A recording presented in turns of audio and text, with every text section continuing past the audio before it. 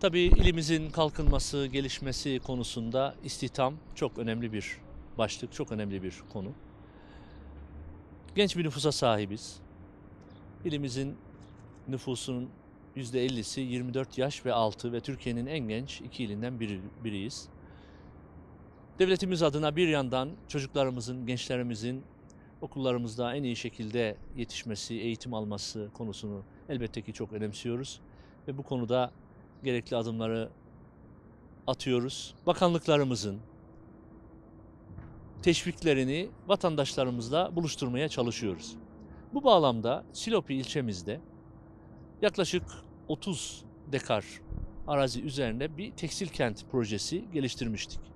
Bu projeyi Dicle Kalkınma Ajansı ile özel idare olarak müşterek bir proje olarak geliştirdik.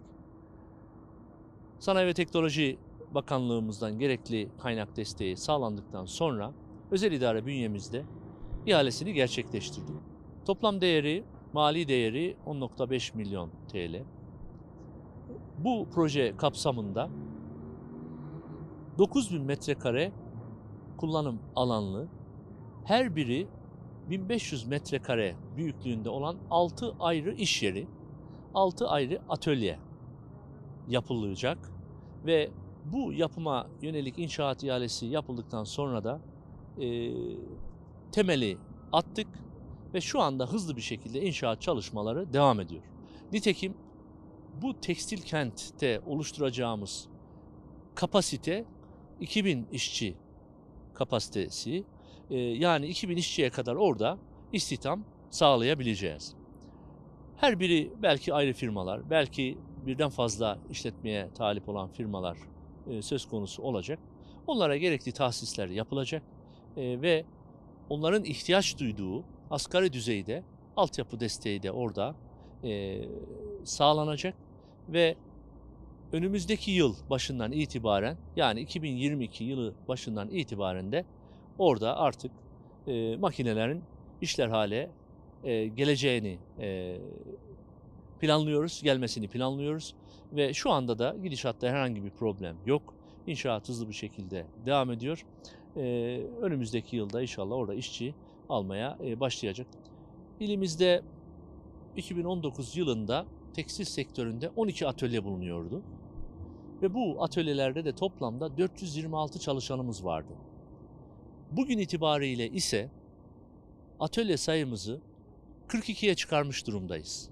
42 atölyemizde şu anda 2005 vatandaşımız çalışıyor ki bu vatandaşlarımızın %85'ini hanım kardeşlerimiz oluşturuyor. Tabii bu alandaki adımlarımızı inşallah arttıracağız. Ne kadar istihdam, o kadar aile ekonomisine katkı, o kadar ilimizin ekonomisine katkı anlamına geliyor. Son 3 yıl içerisinde toplamda İşkur aracılığıyla 12.000'in üzerinde vatandaşımızı da iş sahibi yaptık. Onlara aracılık edip özel sektörde, tabii bu kastettiğim istihdam özel sektörde 12.000 vatandaşımızın da özel sektörde istihdam edilmesi sağlandı. 2021'in ilk 6 ayında da şu ana kadar yaklaşık 2500 vatandaşımızın yine istihdam edilmesine vesile olduk.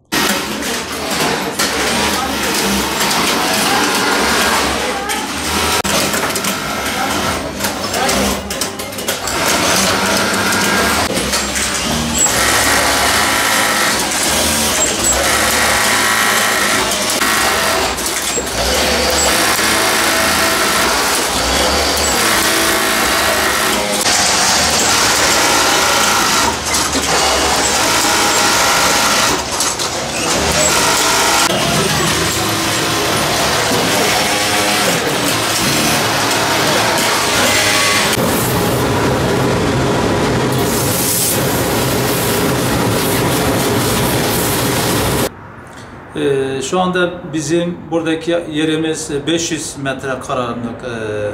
karalık bir alandır. Şu anda 80 kişi civarında bir istihdam sağlıyoruz. Biz tabii ki yerimiz dar şeye göre. Allah izin verirse şu anda Silopi'de bir tekstil kent yapılıyor. Başta bakanlığımız, Sayın Valimiz olmak üzere, Sayın Bölge Vekilimiz, Oda Başkanımız, emeği geçen tüm yetkililere teşekkür ediyorum. Bizim bölgemize gerçekten böyle bir proje olmasını gurur verici bir şeydir. Yani Silopi'ye gerçekten bir katkı sunacak. Allah izin verirse biz oraya geçtiğimizde en azından hedefimiz bir 500 kişi bir istihdam sağlamaktır. Bu istihdam bölgemize hakikaten büyük bir katkısı olacak.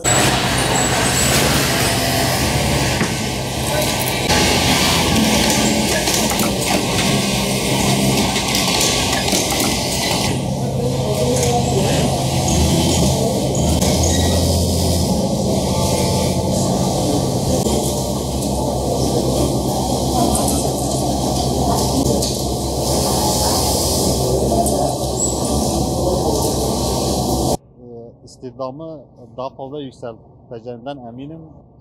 Şu anda 100-120 kişi çalışıyoruz. Bunun 2 katı, 2,5 katı artacağına inancımız tamdır. Burada daha çok insanlar iş sahibi olacak, çalışacaklar. Batıya göç etmek zorunda kalmazlar.